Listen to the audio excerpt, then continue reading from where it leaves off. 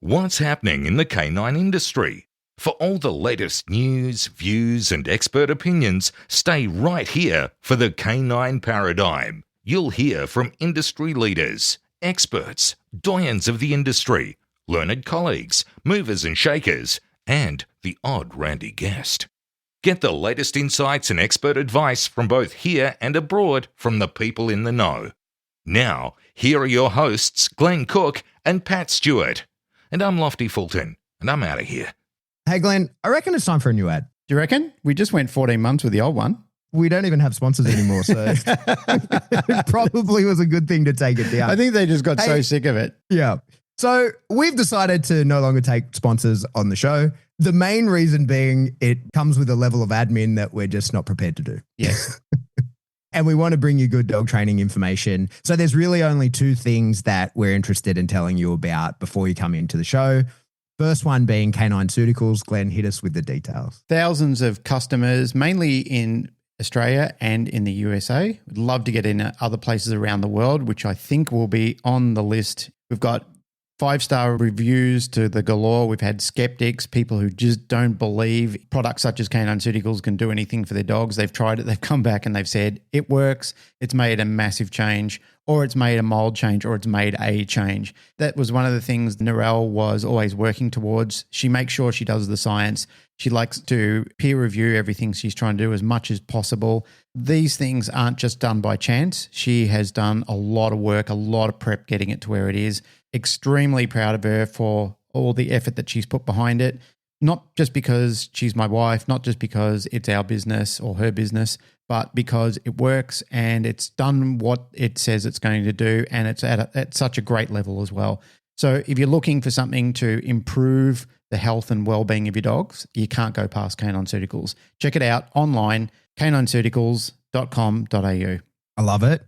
I, this year, am changing the way that I teach. I am an educator. It's what I love to do, and I've been trying to find the best way to do that. And in 2026, I'm launching a subscription service. In the past, people have had to buy my courses. You own them outright or you own them for a period.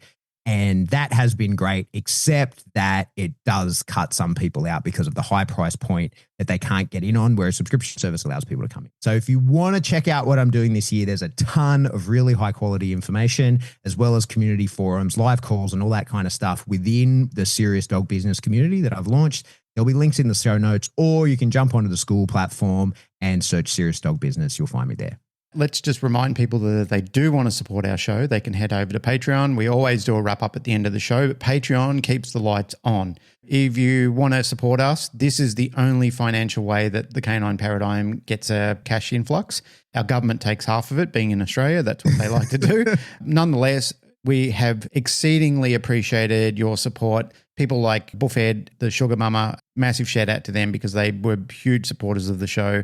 And also, as I've said in my one-man band show that I did just before this, George Kittredge, loving memory of you as well. Thanks for your patronage as well. All right, let's do it.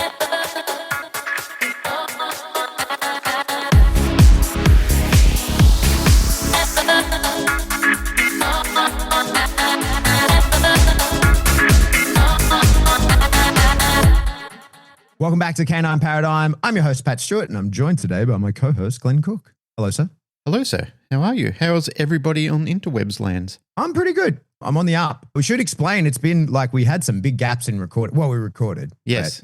There's been some shenanigans that have been happening. Well, not shenanigans. There's been some downs in what happened with Remy. So I think you should tell a lot of people what actually happened. So you spaced out the last episode to sort of cover this massive gap that we had. So we recorded a couple of weeks ago and decided to dump the episode. I just wasn't happy. It was creating a lot of negativity. It doesn't need to happen, right? I had my big rant to you. It was a therapy session about you patiently nodded while I fucking carried on about how angry I was, and then deleted it. That was literally 95% you. That was you having your, let me phrase this correctly, because I think it was a well-deserved rant. However, I also respect that you chose not to air it, because I agreed with you that it was probably something that it needed to come out of you.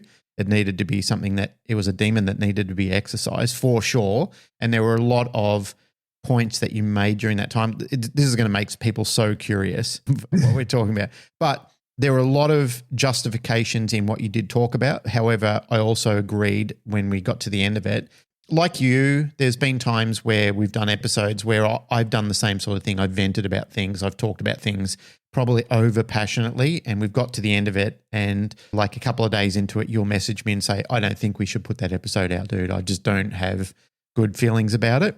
I kind of felt the same about this, but I just wanted to sit with it first. I was going to edit it and then I was going to send it to you, which is something I don't normally do because we're pretty happy to, once we've done an episode, we sign off on it. We go, yep, cool, done. I'll edit it. When I'm editing, I'm listening to the entire episode anyway. I'm fixing any double ups, gaps, ums and ahs. I'm just removing basically trash. And I was going to do that and send it to you and say, have a re-listen to it. But before that happened, I think you slept on it. I think your spirit guide talked to you and said, don't do it. That's right. Yeah, it did. I think the gist was that it's not like I said anything that I don't fully mean and support. It's just that a listener who agreed with me, I would just wreck their day as well. Yeah. So like, there's no point. You know what I mean? Like, why put out and have many thousand people why ruin heaps of people's day? Because my day was fucking ruined. so anyway, we're done. But then, so we had a gap because my dog circled the drain. A lot of people know because like people were kind of reaching out that sort of noticed a change in a pattern of behavior, and some people knew that he was sick as well. So what's been happening with Remy, just sort of an FYI for people who care, he's had like a persistent anal gland infection. There was like a mass behind his anal gland, and so it was stopping it from working properly. So they were worried that it was cancer. So we've been sort of treating it and dealing with it, and then it got to the point where it was like, no, this has to come out. So off to the specialist hospital to do it. He has the surgery. It all goes fine. He was recovering okay. It actually was pretty sad like that day. Like Remy's had plenty of procedures. He's a very strong dog. Physically, he's had his ups and downs, but mentally, he's a very powerful dog. And to see him in a lot of pain is quite distressing. In drive, he just doesn't feel pain. And so he's like totally out of drive, looking at his own butt, crying, basically. Like, why does this fucking hurt so much? But it was all going well. He had it done on a Tuesday. It was all going great. And then on the Friday, he just stopped being able to hold down food. So for Friday to Saturday and Sunday, he was vomiting. I was trying to deal with that with the vet. And then by Monday, he just stopped eating. Long story short, well, he got really bad. We were to the vet every day trying to figure out what was wrong with him and get him eating, and with all kinds of different drugs trying to get it going. And none of it would seem to be working. And it got to the point where they were thinking, well, we're going to have to hospitalize him. And to me, Remy's an old dog. He's 9. He turns 10 in October. I've been through the ringer with this dog, like he's had some health scares up and, throughout his life. He's had some big injuries and he's had some health stuff. And so I was somewhat distraught. I thought he was going to die. I thought for sure he was going to die. And it looked that way. Like he was in bad shape. He wasn't himself. He was hardly getting up at all. He was just laying there basically. And by Thursday, I didn't go to club. I thought like he's going to die while I'm gone. So I stayed home with him and sat on the couch with him. Anyway, on Friday, eats a little bit. And then on Friday night, I thought on Thursday night, I slept on the couch with him, like I thought, oh, he's going to die tonight. Like this is it. And sort of made peace with that. On Friday morning, he's still around. And then like midday Friday, he ate a little bit. And then the whole family's sitting on the couch watching a movie on Friday afternoon. And he just gets up and looks at me and is like, oh, I'm fine. and just immediately starts being a pain in the ass. Like starts biting me and trying to hump me and shit. So he just realized, I don't know what, so we still don't know what it was. We still don't know what actually happened to him. But I'm telling you, man, like you knew, and people that knew, and I was, a lot of my job these days is I'm on a lot of calls with people. And so I worked from home for the whole week. I hardly came down here at all. And so I'm sitting on the couch with him. So people knew that because I was sitting with him, and a lot of people were worried about him and they saw how bad he looked. And then he just got up and was like, I'm okay. Like everything's all right. So he's trending upwards. The problem now is trying to protect him from himself. He got like deadly skinny, like he lost 4 kilos. He went from 32 kilos down to 28 kilos. That's a fucking lot of body. That's a huge percentage of body weight to lose in a short period of time. So we're sort of getting him back to health, but he seems fine. He's an old man. He's a little bit fragile. He seems totally happy and into it. So it's a huge relief. But yeah, so because of that, we didn't record because I was at home all week. I wasn't down here where my microphones and stuff are. Anyway, we're back now. But it was scary, man. Like, you know how it is. You've had it more times than me. It's just that, like, oh, fuck. And you're just sort of a bit useless, you know? And like, to me, the worst part about, I think, and everybody that has ever owned a dog that gets old can sort of appreciate this, is dogs are going to die. That's what happens, you know? Like, I've already got more time with Remy than I thought I would, right? So every day's a bonus. Every day's a blessing. I wake up every day, I look at him, and I'm happy he's around. But I'm aware he's going to die, you know, like, and I've had dogs die. And like, it's a thing. I'm okay with it. It'll be super sad when it happens, but be the end of his world, not the end of the world. The only thing in the process where I thought that was going to happen, the only thing that was really upsetting me was that I don't want him to die alone in a cage at the vet, right? So that's why I was like, nah, I'm staying home. And that's why we're taking him to the vet every day to try and see what can happen. And the vet felt exactly the same. Like, we don't want to hospitalize him unless we absolutely have to, because we don't know what's wrong with him. And he's drinking, so we don't have to put him on fluids. So yeah, that was what we're avoiding, because that was the only outcome that I was like, nah, that I don't want. Like, everything else I can be okay with. That's the only thing that I'm like, nah, we're definitely not doing that. And so if he was getting hospitalized, then I was like, yeah, well, I guess I'm coming too.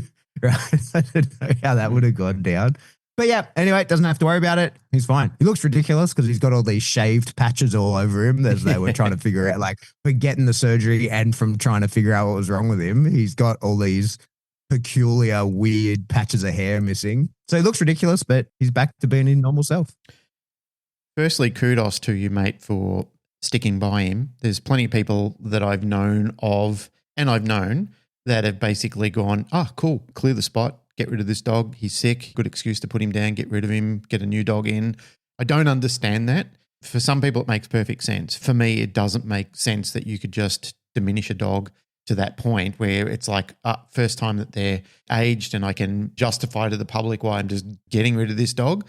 You're not one of those people. You're standing by him. You did everything you possibly could. You and I, like you said, you and I have been messaging backwards and forwards about it. You know, I was telling Narelle the same thing. I said, fuck, I'm worried for Pat. I think this is going to be the end of Remy. It doesn't sound good. And I said, but, you know, fingers crossed, hopefully he did what Ladybug did, because I understand that, mate. So does Narelle, and so do you, and so do many people who are listening to this.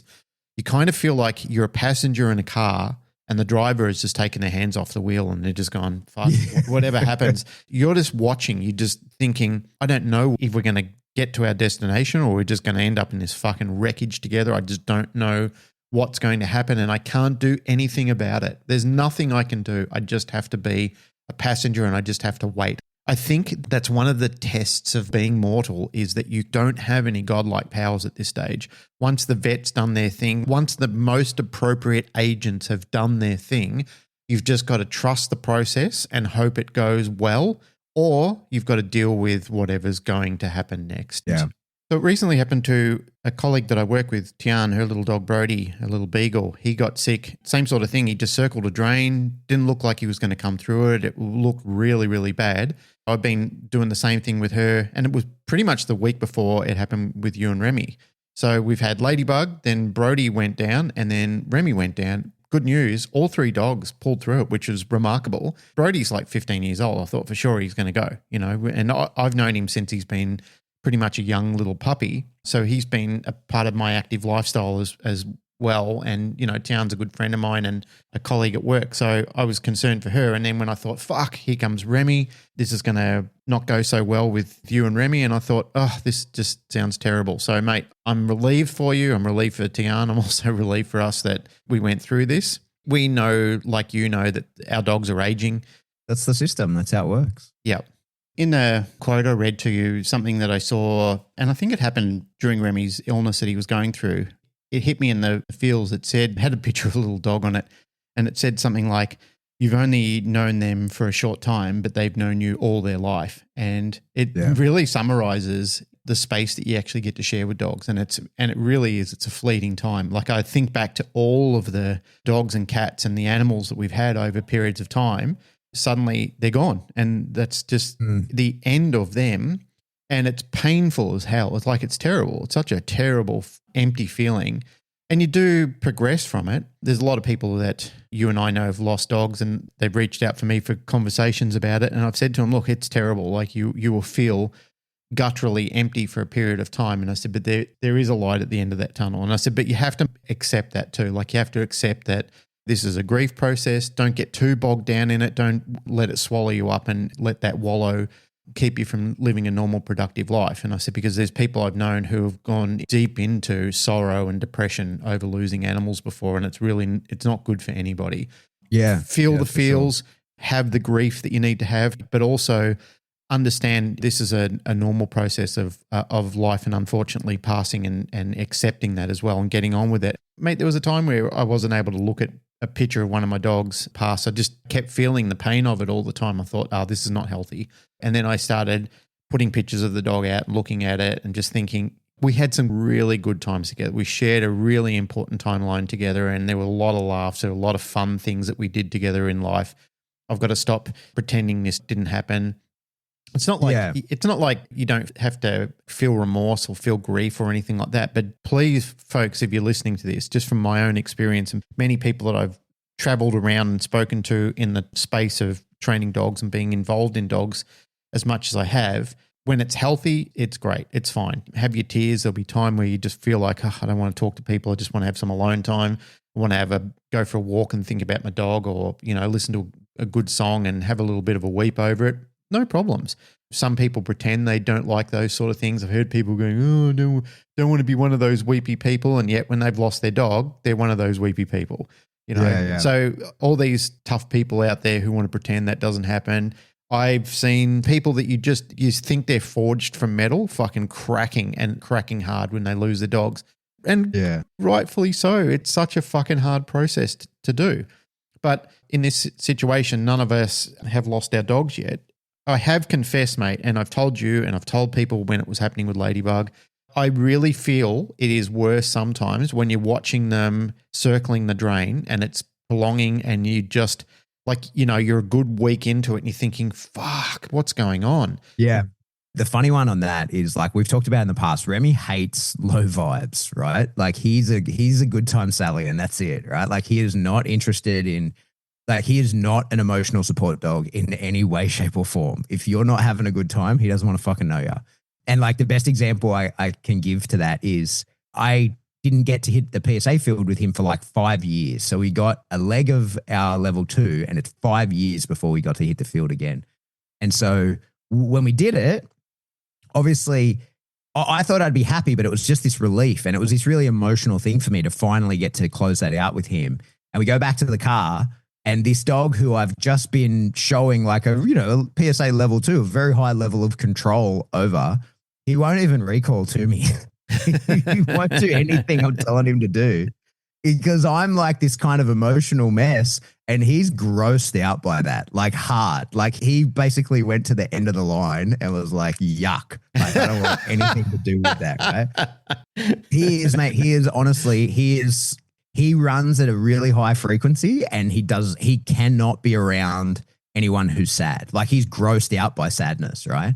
So as he's laying on his bed, like half alive, the idea of going over to him and, like being sad, sitting there emotionally with him and like get into the mud with him, like you would, that's often what empathy is, right? Like I'm going to get in the mud with you and just sit here. That is the worst thing he could imagine. Like that to him would be torture.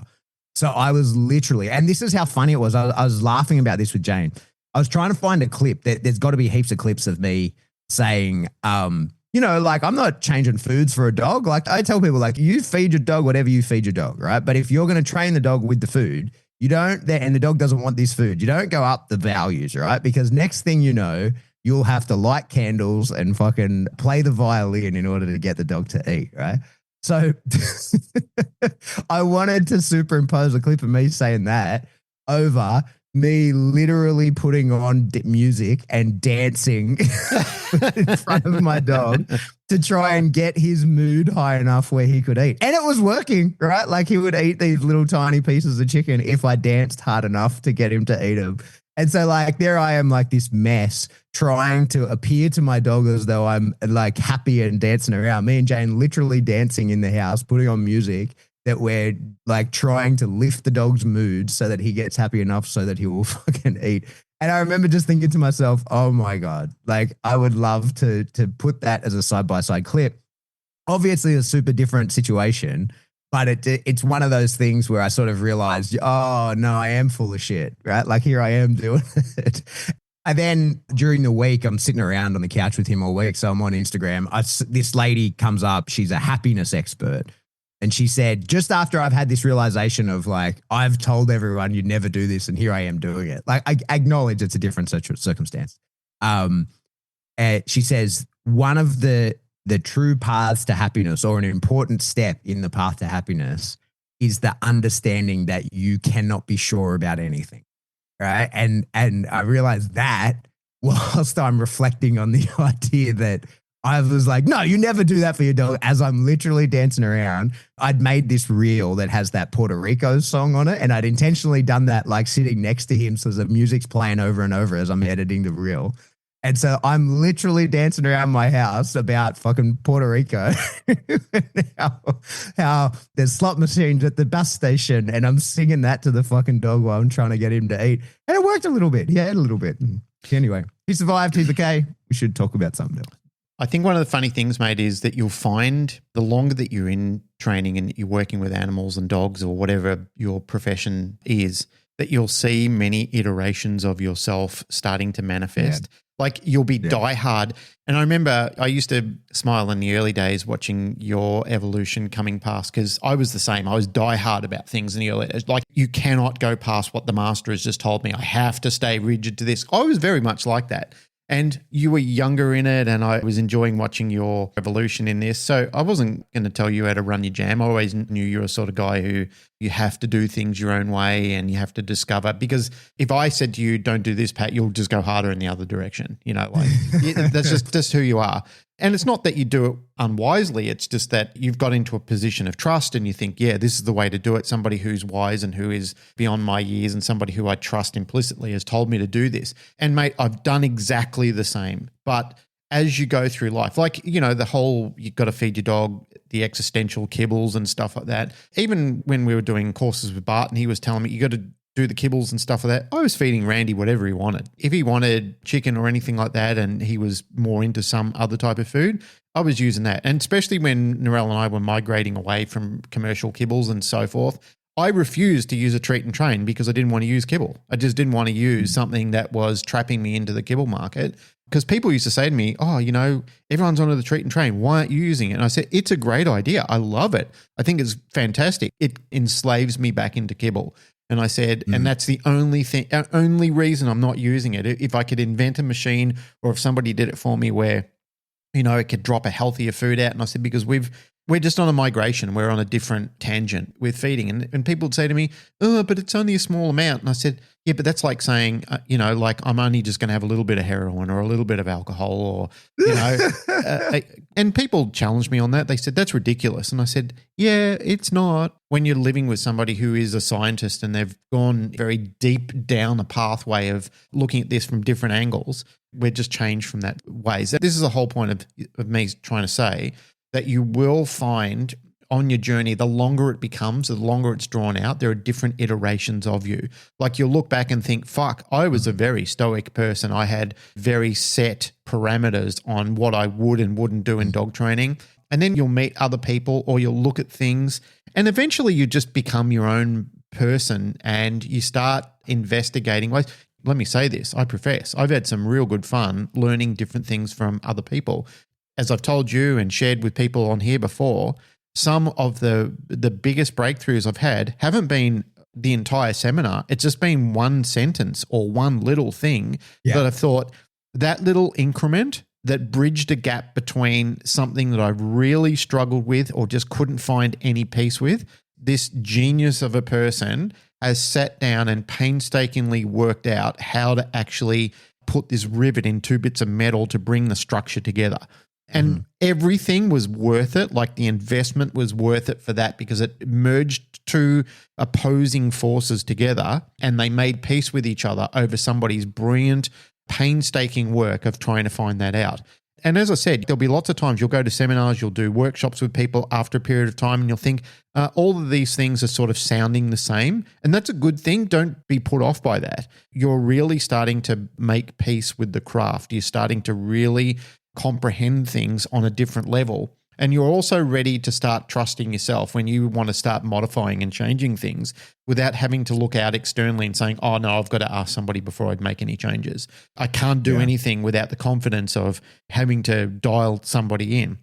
You know, I've often referred to playing guitar and different things, but there's times where you can't go off the music sheet. Like you have to watch exactly what you're doing. But there's other times where they call it noodling, where you can just start playing guitar without any structure. Like it's just making music, and it doesn't have to be anything specifically. It's just you enjoying, like watching your fingers dancing up and down the frets. It's the same thing with being a dog trainer. It's just enjoying time with your dog. For people who need to be absolutely rigid with their trial, because I know people who are inflexible with anything to do with trial preparation. And I know other people who are incredibly flexible whether they're trialing or not. They do their trial work and they do other shit with their dog, and their dog gets on the field and still blasts through the trial anyway. So there's no one style where people have convinced me like, oh, this guy is the genius that only dogs under this person or this lady or this advice, like their tutelage is so superior to everything else. Because there's been people from different camps with different mindsets, with different disciplines, with different structures that have done all of, as they say with that quote, there's a lot of roads that lead to Rome, and there's a lot of variations that have done the same sort of things as well. But that, you know, it comes back to you and the iterations of yourself, like the different versions of yourself that you'll see. And it's part of your maturity. It's part of your preparedness. It's part of your readiness to say, I'm doing good at this. I'm feeling at peace about this, and I'm pretty happy with the direction we're going. With any kind of method, technique, whatever, I like to push it to its limits. Whenever I learn something new, if I learn a new style from someone or whatever, like what I think is an issue sometimes that we see is people throw the baby out with the bathwater. Yeah. Right. So like they'll learn something from someone, and then, you know, worst case, some of the dumbest shit I see is like, you no longer like the person, so you won't train in their method. I'm like, you fucking dummy. You have to be able to separate the art from the artist. Yeah, right? Like absolutely. There's that. But then I think as well, we see a lot of people like, you know, the seminar hoppers, right? Like, you know, when you would have all like so many, you know, there used to be that there were like, 3 or 4 seminars at your place per year, right? Like international people coming out, and you'd see people with the same working spot, like the same dog, same working spot all the time. And they get out with the same problem, and they haven't done the thing that we all watched the last person tell you how to fix this issue. And then you come and you obviously haven't done it because the dog still has the issue. And then you bring it out and you ask this next person. And that used to really piss me off, because you'd see people, they either don't try what they've been shown, or they don't try it in earnest. Like the moment it doesn't work, they give up. Right. And so to me, I think, and I've kind of always, I do this in all aspects of my life where I can, not just in dogs. When I want to play with an idea, I want to find the limits of that idea. You know what I mean? Like not only like, okay, when is this good, but how does this perform when it's going bad? Stuff like that, like the existential feeding sort of thing. Now, like I never was in the camp of like, you have to feed the dog kibble. It was that whatever the dog eats is what they train with, right? And that, like that's part of the allocation. And now where I'd land on that is like, I think that if you're training with food, that's probably a good way to do it, right? Like, because you've got to control calories. You've got to there's a finite amount of food that you can give the dog throughout the day. And you've then got to decide, okay, like how am I going to allocate that? And it's typically, you know, like I've got a portion of calories that are for training the dog, and then the dog gets a portion of calories that are for like management of the dog, right? Like, because we're training at that point. And then there's just like what's left goes from the bowl. And I need a dog to be able to eat from the bowl. I need a dog to be able to eat in peace.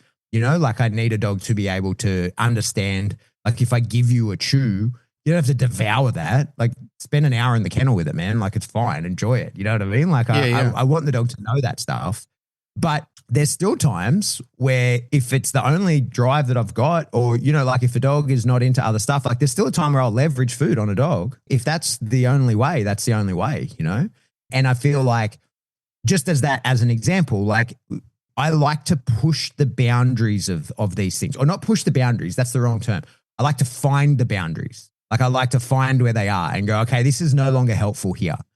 And one of the things just with the existential food thing is, one of the things that I ended up realizing about it is like one of the reasons why it works is not necessarily that you have just got the dog hungry enough. It's that you've got the dog into an emotional state where now the dog is able to learn from you in those states. And the truth is that's panic, right? Like you're getting to the point where like sometimes, and very seldom, if ever, I would say, have I done this with a dog, but I've seen other people and it's been my recommendation to do this because they're not able to do other things and whatever. It's like you see a dog get to the point where it's like, fuck, like this is super important. Like if I don't stay engaged with you, if I do the wrong thing, if I'm not a part of this, I'm going to go hungry and that's going to create a huge problem for me. So I choose to be a part of it. And the training can then happen after that. And of course we fade all that out, right? Like we fade all that out. And the people who are really anti-existential feeding, they typically might say, well, you could use more pressure in that time, right? Like you could get the same effect by compelling the dog and using compulsion rather than food. What I sort of decided was that it's kind of the same, right? Because what you're doing is creating a mindset of like concern in the dog, where the dog's like, fuck this, like the consequence of me not engaging will work out bad for me. And I need to therefore be really careful of what I'm doing, make the right choices so that I stay engaged. And in one sense, it's an avoidance of pressure. And in another, it's to the gaining of the positive reinforcement in terms of like food. But the felt sense to the dog is probably pretty similar, like it, and that's why they both work. They both work in those situations where you're having to create big feelings that are pointed at you because the dog has fucking big feelings pointed other places, right? And so you've got to then go, like there's a balance to be had there. And so to me, I think that I have throughout my time in dogs, and like at this point, I think it's probably fair to say like I've taken training dogs really seriously and had a hands-on ability to do that for like 15 or 16 years now. Like I've been into it for longer, but like you're not really doing it when you start. You're just fucking flapping around. And throughout that time, I've been to a lot of different schools. I've been to a lot of different seminars. I've done a lot of different things in terms of learning different methods. And I enjoy learning a lot. Like I'm really into that. I mean, like a lot of my high school teachers would really fucking oppose that and would not believe that statement. I don't know if I ever told you my year 11 and 12 high school teacher, Miss Prangle, right? So she was my English teacher and I did 4-unit English, which meant like that poor lady had to put up with me a lot. So she had to put up with me like nearly 4 hours a day, some days. And she was great. If I'm honest, she managed me, especially in retrospect, when you look back now as a full blown adult, right? I'm like in my 40s and have kids and have had to deal with teachers as the parent side of things. You know what I mean? And like, I've been through the system. I would love to thank her, you know what I mean? To be like, holy shit, you did a good job putting up with me. Like I was not an easy student. Anyway, I bumped into her probably 2 years after school. She said, so what are you doing? And I said, oh, I'm in the army. And she flat out did not believe me. She was like, there's no way. She's like, there's no way you're in the army. There's absolutely no way. There's no fucking way you could be in the army. Like you. Why is that? Explain. I need to.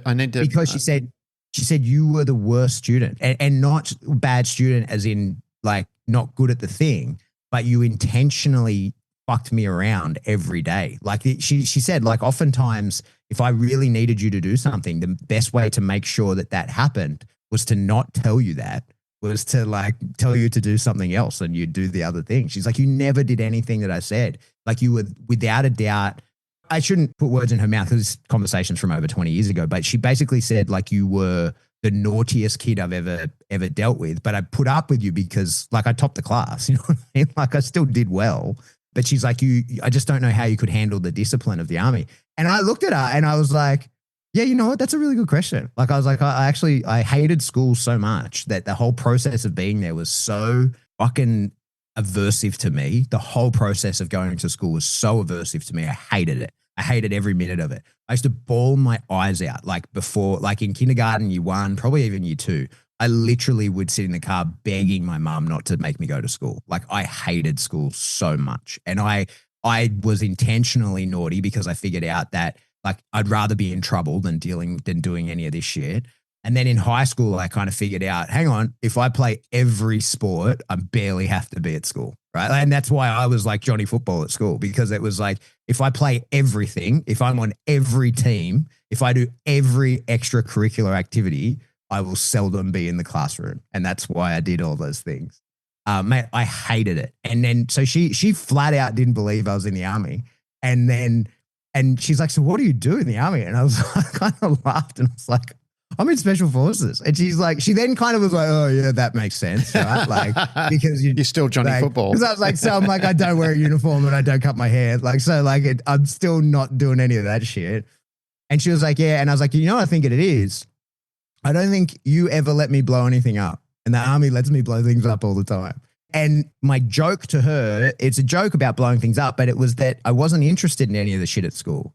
I'm interested in other stuff. And so like not that I don't have a diagnosis, but like all of my neurodivergent friends, you're incredible at studying things you actually give a shit about, right? When someone else is like, you have to learn about this, you're like, no, I don't. And then when you have an interest at it, by God, you can't be stopped, right? And so like that to me is a big part of it. But so I digress. Coming back to what I was talking about, in learning dog training, once I decide like I'm going to learn from someone or someone has something of interest to me, I want to find where their thing fails. So I want to like in earnest, like really in earnest, try their thing and try really hard to get good at their method or whatever it is that they do. And I want to push it to the point where I can't get it to work for me anymore. And then like, that's when I can then go, okay, like there's the boundary of it. Because every method, every technique, everything that we have, it all has a left and right of arc.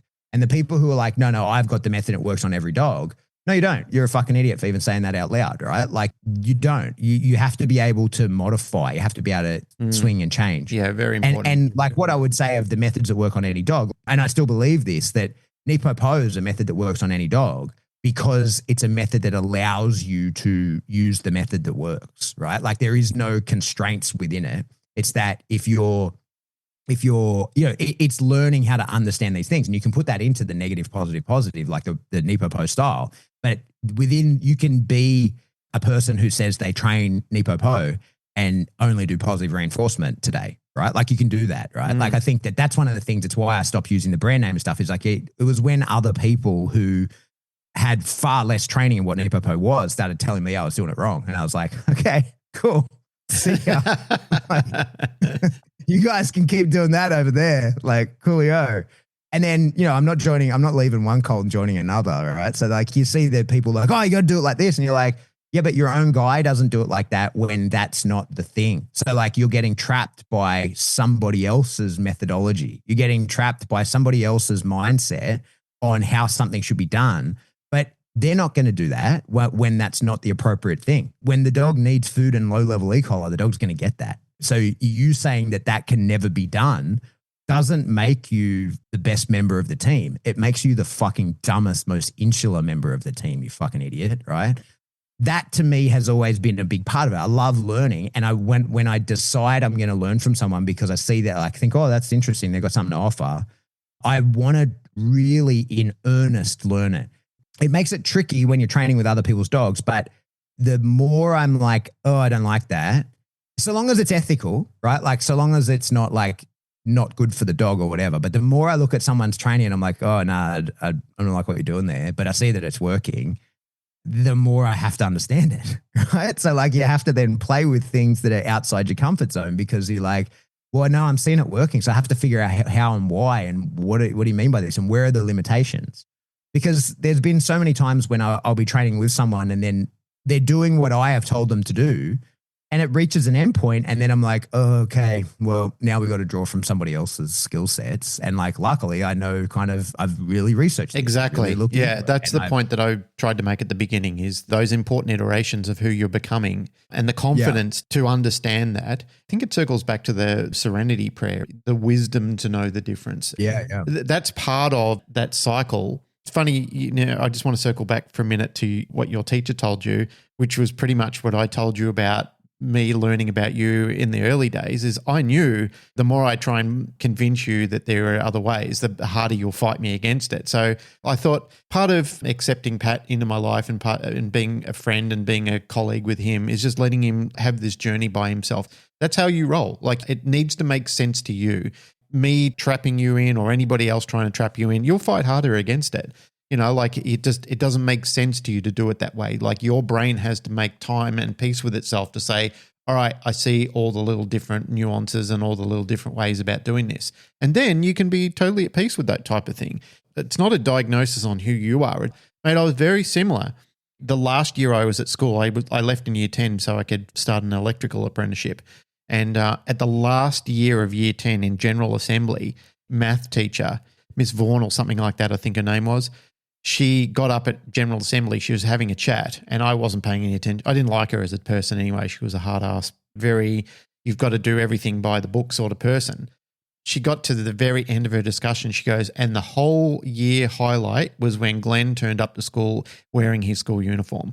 I'm not one of those people who likes to be, I'm just not a uniform type of person. I don't like fitting into a status quo and trying to look like everybody else. I don't know why I have a rebellious streak in myself, but I've kind of enjoyed uniqueness and I don't need to be categorized as a part of a uniformed group. For me, it's always felt very difficult to do that sort of thing. I like to think outside the square a little bit, and I think other times it was not having a dad around in early life and not, like having to work things out by myself. And I just it was part of my rebellious streak. For people listening to the podcast, sometimes that can be really beneficial and sometimes it can just be the very long way around things. So don't read into this and going, oh yeah, that's the way to do it. It's not always the way to do it. Sometimes like my stubbornness meant that it took me, instead of doing it in 5 easy steps, I had to fucking crash and burn and, learn a lot of how not to do it eventually into getting back onto the wagon, if at all. And sometimes it cost me. Those are the frustration parts of it as well. But I think for people like us, we're not dissimilar. We're unique. We're different. We're individuals, but we have a kinship, you and I. We just have to make peace with something within ourselves. Like, it has to be comfortable and it has to make sense to us. And then we think, okay, I'm ready to move on with it. I've made peace with this. I can move on to the next thing. But the wisdom side of it, the wisdom aspect, which I've talked about frequently, the thing that comes unfortunately later in life, is that you will understand and go, okay, I don't have to do it just the one way. I don't have to be fixated on the one belief. I can have fun. I can start noodling around with this. I can start enjoying these variations that are somehow having an impact on what I'm trying to achieve here. With dog training and working with different types of dogs, different personalities of dogs, and trying to achieve different outcomes with them, you find that you'll reach into a lot of different teachings that you've had. Something that you talked about before, Pat, which made me think, there have been times where I've seen people working with another mentor and they kind of think, I have to dump everything from my past. I can't have any of this. No, that's not a good thing. Just archive. Don't dump. Just archive. Just think, okay, I'm ready to embrace what this person is going to teach me. I'm not going to sit there and fold my arms and tisk and roll my eyes and so forth. I'm going to embrace what they're going to teach me. I'm just going to archive slightly what I've learned from other mentors or some of the other teachings that I've had. Now, I'm done with this person, had our little timeline together. It's been great. I've learned some really valuable assets. And what I'm then going to do is going to combine it with some of the other stuff I know when I've reached a point with a dog where I think the workings that I've been told to do here just don't seem entirely compatible. What if I borrow something from my past? And then you find, hey, it works. It's working fine with this dog. The dog is achieving a great outcome with it. What's the problem with that? And that's where I think other people have suffered deeply from. And a point that you made before, which I think we need to add to, sometimes people just don't invest in a system enough or to have enough faith in it or enough faith in themselves to be able to see it through with the dog. However, I will stand by, there have been times where people have convinced me that their method is the way to do it and you've got to see it through, only for me to say, okay, well, can you show me with this dog? because I believe I'm doing what needs to be done. Kudos to them. They've then turned around and said, yeah, you're right. It's not working well with this dog. We need to change the wavelength of what we're actually trying to do here. I fucking love people who aren't egotistical or too proud to say that. They're not too proud to say the system that I rely on with the most of the dogs that I'm trying to work with, it's not working with this dog. It's not just, dogs aren't cookie cutter machines. There are a lot of dogs who are very similar, but you'll find part of your work is you'll find that a lot of people who are very system driven are finding dogs that work within their system. Like that's the trappings that they have, and that's how they're convinced that their system is superior to everything else, is they find dogs that are system focused and everything else is cut from the system, because they just can't have a dog that is going to delay what they're trying to do or disprove their theory. Some people are very fucked in the head about that. They just won't relent to it. They just basically say, no, this person just didn't listen to what I said, so don't worry about that person. We don't want to know about them anymore. That's bullshit. And that's very narcissistic and very ego driven. Whereas I do love working with mentors to say, all right, my rigidity and my insistence on a system is failing this dog, failing this handler. Let me reach into some flexibility here. Let me look at some of my archived material. Okay, this is something that I worked back with 10 years ago that worked well with a dog like this. Grab it out. Yep. Overlay it into a model, and all of a sudden now we're starting to see progress with the dog. Now we're starting to see progress with the handler. And then saying, like I've heard you mention before, where you've given credit to people and said, hey, I learned this really cool thing from X person in my past. I tried it. It was great. It worked. Instead of just saying to them, oh, look at me, I'm Pat the Wizard. There's nothing that I can't do. You've given credibility to a mentor or somebody in your timeline. You've said, they showed me how to get out of this.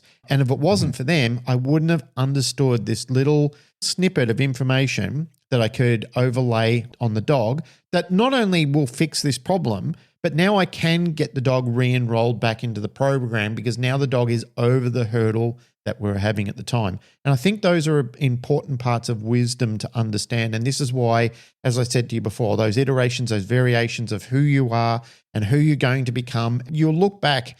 The longer you stay in it, you'll look back and you'll kind of smile to yourself and go, fuck, I've had such a privilege to share a timeline with some very important people who got me out of a pickle, who showed me that there is more to life than just doing it the cookie cutter way with that style of dog that will work for the cookie cutter system. Yeah. Yeah. I think sometimes, it's helpful to talk about not dogs so that people don't get upset about it, and you can use analogies that don't, you're not going to offend anyone. So I think about this in terms of like mixed martial arts, right? So like these days, arguably people tend to think to be a really all-rounded fighter, you're going to do jiu-jitsu and some sort of kickboxing, right? Because if you're striking, you're kickboxing, and then once it's on the floor, it's all jiu-jitsu. What we see in the dog space is people will become really good at one thing, and then they turn up to the other thing and they start saying like, no, you guys are doing it wrong because over here we do this. So like imagine you're a kickboxer and you put your little, like your foot pads on and your shorts and your singlet and your gloves, and you've been doing this for 10 years and you're fucking good at knocking people out doing that. When you go to a jiu-jitsu gym, they're going to say, hey, you got to put on this gi. And if you go, no, I fight in this set, they're like, no, but that's not how we're doing it here. Like it's a completely different thing. So you got to learn, like abandon one to learn the other. And then when you've sort of got both, that's when you can then start to bring the two together. Like I think that's what I see like happen in dog training is you get a lot of, say, kickboxers who go to jiu-jitsu and start telling them, oh, but you could strike like here. And you go, yeah, you could, but that's not what we're doing, right? Like this is a different thing. We're going for a different outcome that's going to happen in a different way. And so you leave that like, cool, you know how to do that. Sweet. Like do that. You have that in your mind, learn this other way. And when you're competent at that, then you can start to decide how you're going to put those two things together.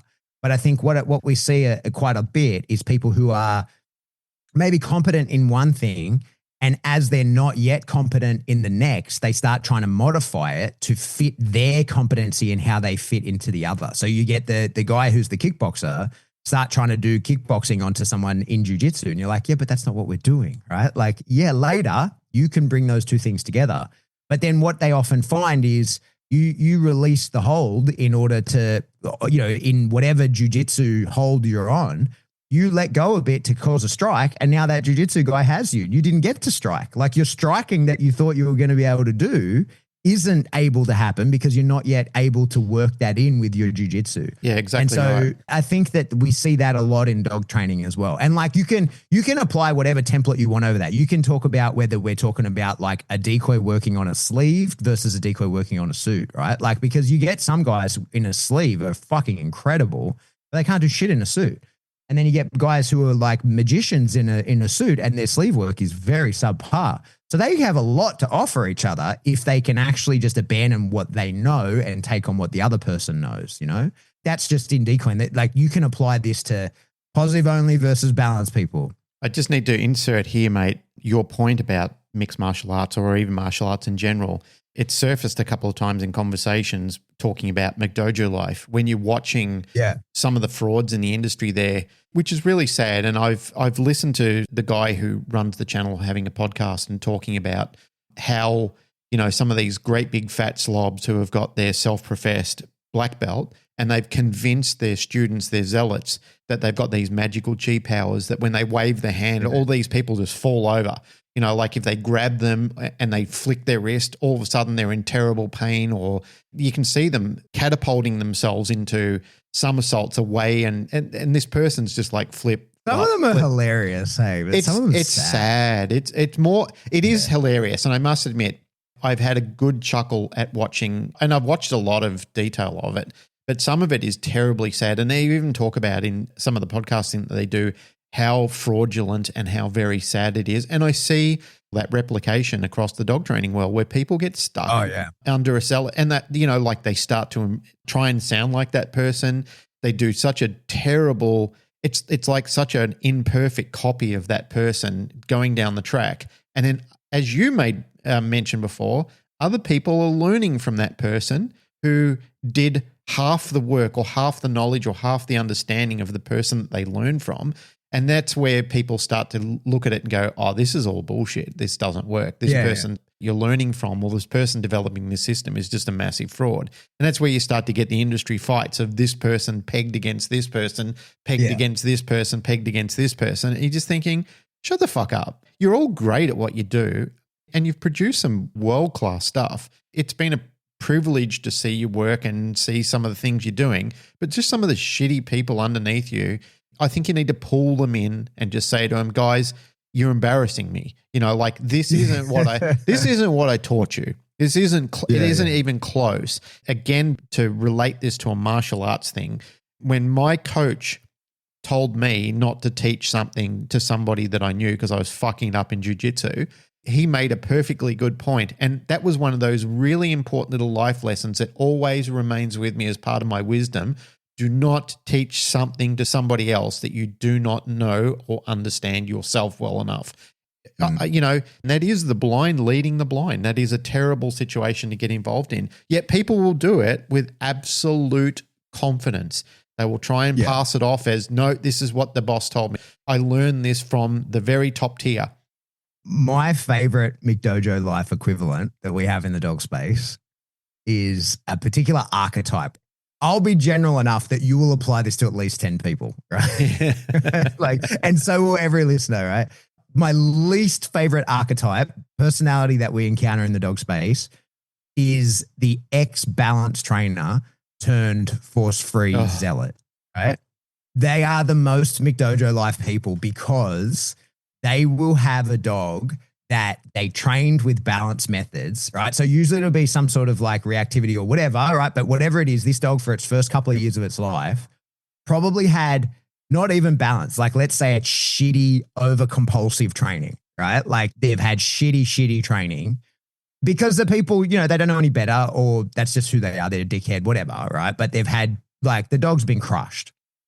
They then have either a flash of conscience or who knows, there can be many reasons why they change around. And now they become this force-free person. And with the force-free methods, they recover a bit of the crush nature of their dog. So they've got a dog that's still afraid to do anything because they fucked it up. And then with their force-free methods, they tend to then be able to bring that dog back around, where now that dog is like able to do nice things and be a good pet dog to them and to be a demo dog for all kinds of stuff, because they put so much aversives behind the problem things that dog was doing and did that so significantly when the dog was young that they will never have any of those problems ever again. You couldn't get that dog to do any of those fucking things if your life depended on it. And they will then say that, oh, this is all force-free training, right? Like, this is all force-free training. Look at this. And they will never have a successful student. They will never, not once in their fucking life, have anybody that can replicate their methods, because their methods are bullshit. What actually got their dog to not do the things was the compulsive shit that they were doing.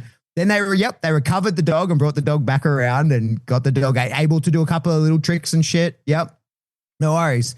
But the reason he's not chasing the fucking sheep anymore, Beryl, is not because you gave him a couple of treats. It's because you fucking bash him over the head a bunch of times when he was young for chasing the fucking sheep, right? Like, yeah, he'll do the little spinny circle and the roll over for you for the treats. But the reason he ain't chasing those sheep is because you beat the fuck out of him when he was young, and that training is still carrying through. But you're not going to tell any of these students that you're teaching about this shit that that's what you did. You're going to say, oh, I was a balanced trainer, but now I know better. Now I just use the positive reinforcement. When you're leaving out that bit, that to me is the McDojo life. Yeah. Because it's the same thing, because like the thing where we get all these people, you know this better than me, but I'll say it out loud for the audience. The reason you get all these McDojo life people is it's people doing Qigong Kung Fu. So Qigong is like a massive amount of internal energy work, right? You have like your 3 centers and it's as real as it gets. And when you get into the zone, you can feel that shit moving around. And if you have a willing partner who is as deeply into that meditative state as you are doing it, you can for sure affect each other's energy fields and move each other around doing that. But by God, it is hard to do. Like, you are fully working hard with that person to be open to their energy and have them move you around. If you think for one fucking second that shit is going to work on somebody who doesn't want it to work on them, you are fucking kidding yourself. Exactly. Right? That's the important conclusion that you must come to terms with. Yeah. So like I do Qigong, I do it all the time. I've been through 3 different Qigong coaches. Like I am going through the people trying to learn it, and I tell them all the same thing when I get there. I'm like, hey man, I am not in the little bit, so I'm not even in the slightest interested in learning how to fight off of you. That is not what we're doing here. like if we want to learn how to fight, I'm a gunfighter. I've only ever in my like army career had 2 people try and fight me, and I shot them both immediately. I'm like, not a fucking chance, right? But when people think you're gonna fucking harness your chi ball, like that shit is as real as it gets. You harness that chi ball, you can feel amazing about that. You can affect your own body and your own energy system, and you can probably heal yourself of various ailments. There's plenty of shit you can do. But if you think you're blocking someone else's punch with that, you are fucking kidding yourself. And I think that actually is a pretty good equivalent to what we see in the dog training space in terms of that, because there's heaps of like, positive reinforcement, internal, manage the emotional state of the dog, like all of that sort of shit that is very real, and we do shit tons of it. But when that dog hits the end of the line and loses its fucking mind at whatever it is it's losing it at, or when it comes up the line at you, you're fucking like, no, I just give him a treat or I'm going to scatter feed on the ground. No, good fucking luck. You are the same. When that dog hits the end of the line and is in full aggression at whatever it's at, and you literally throw food all over the fucking ground, you are the exact same thing as the McDojo life people who think they can harness an energy ball that nobody can penetrate. That you are the same fucking shit. One of my old martial arts coaches, who is probably one of my least favorite, only because he was just a brutal person. He just wasn't a very good instructor in some of the things that he did. And I think that, there was some mental illness there as well. I think he enjoyed beating up young kids in his class. Yeah. But one thing that he did tell me, one pearl of wisdom that he really did tell me one day, we were sitting down stretching, and it was just him and I. It wasn't a busy night. It was raining. It was cold, and there were other students there, but they were off doing other things. And me and my instructor were in the corner stretching before we were doing a sparring session. I said to him, "How effective is this? Like, is it a really effective fighting situation?" And he said, "It's great if there are rules and referees." And he said, "But for real life stuff, the only way that you really win a fight is with an amount of good luck and making sure that you seize any opportunity to fight as dirty as you possibly can." That little pearl of wisdom has saved me from some very, very sticky situations, because other teachers will have you convinced like, "Oh no, this will translate to the street." It doesn't translate to the street.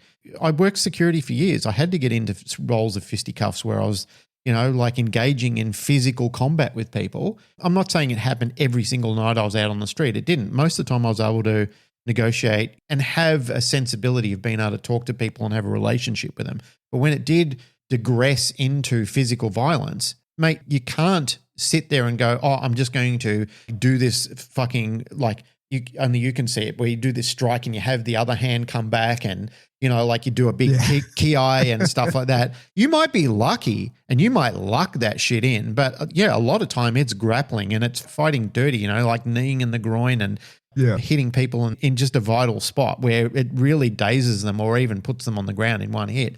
But they're the sort of things that he told me and said, "Dude, if this is for real, for realsies," and even, like talking about knife fights, I said, "How do you defend against a knife fight?" And he goes, "Run, just run, live to fight another day." He said, "If someone pulls a knife out on you," he goes, "Good fucking luck with that." He said, "I can show you stuff here that they teach as part of the curriculum." And he goes, "But really, fucking, if someone's pulling a knife against you, dude, just fucking run."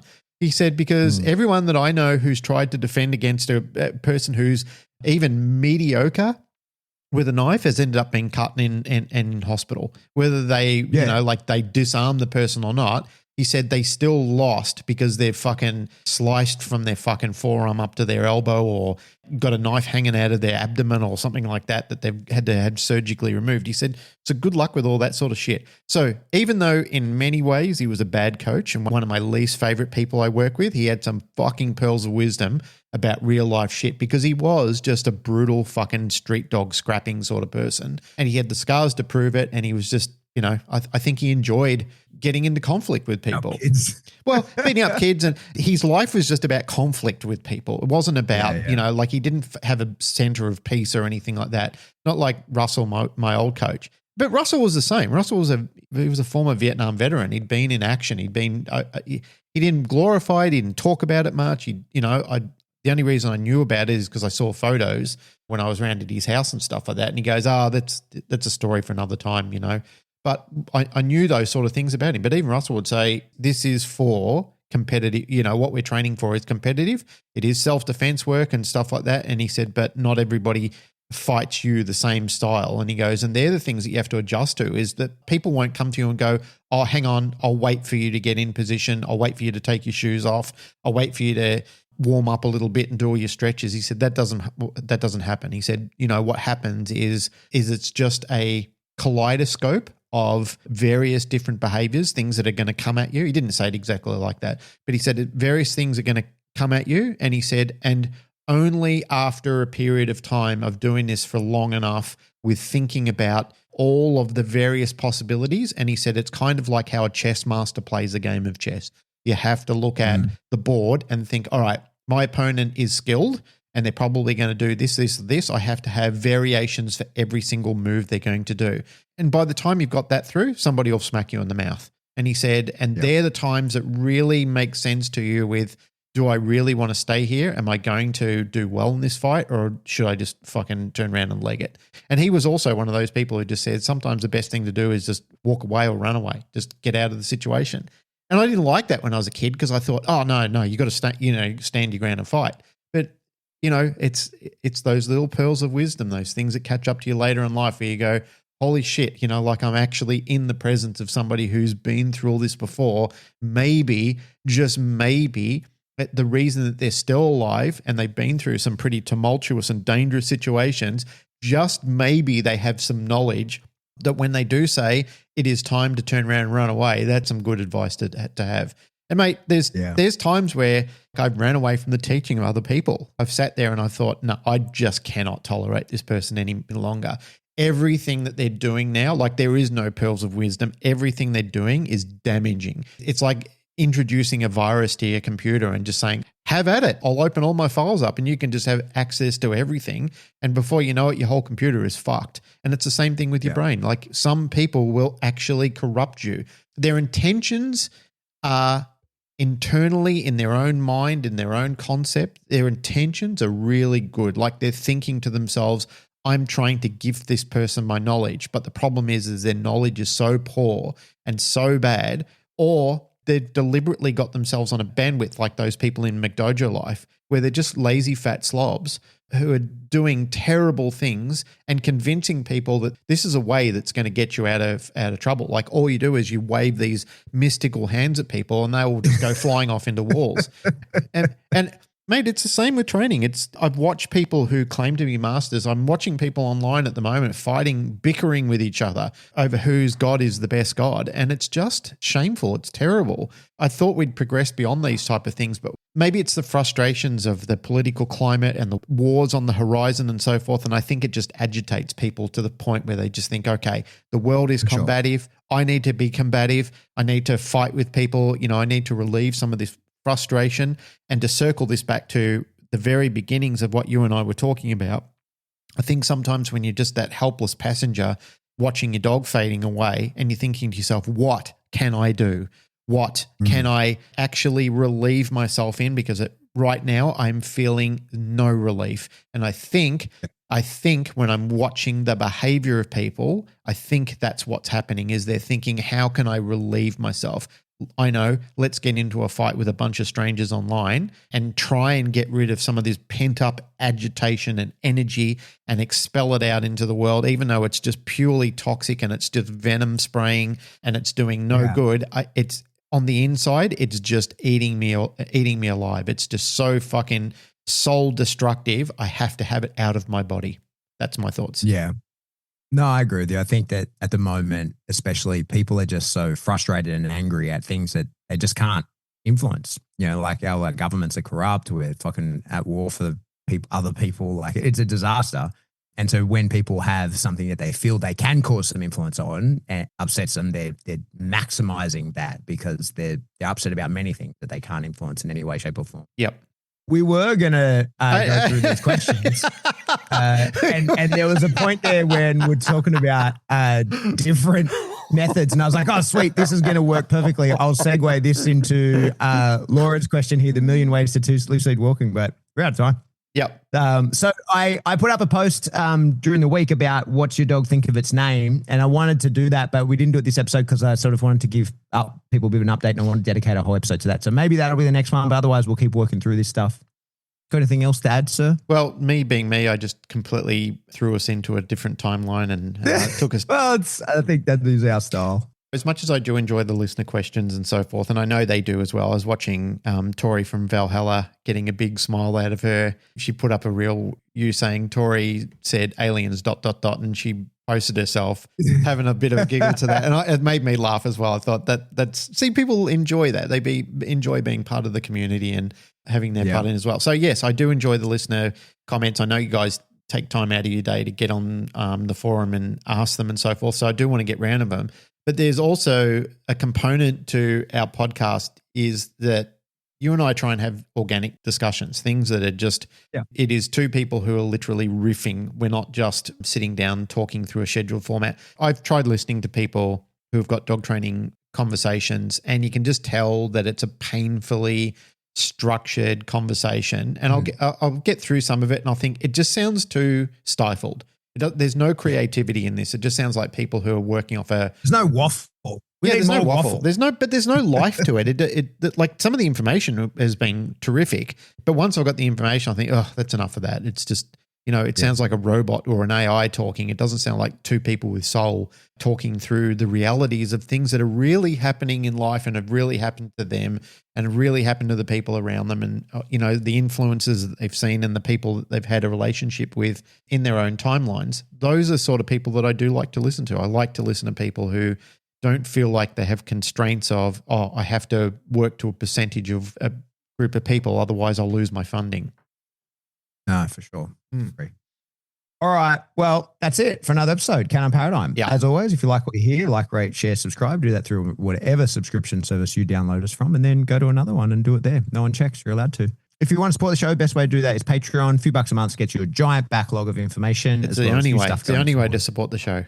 Keep saying it's the only way. Oh, well, t-shirts. But the t-shirts we gave don't up all our support the show. sponsorship. The We decided t-shirts that give us we, absolutely sweet fuck yeah, all. we get $2.80 a t-shirt or something like that. Patreon's but they're dwindling cool, these guys. days as well too. Like Patreon's our way. Yeah. We really appreciate you guys that have supported the show for this long. We do. The Patreon really allows us to keep doing it. So thank you very much.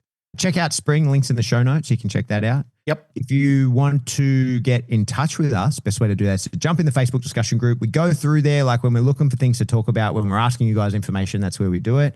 But as well, there's some really cool dog training conversations in there. If I'm honest, I think it's one of the last Bastions. public dog groups where hasn't just devolved into fucking madness.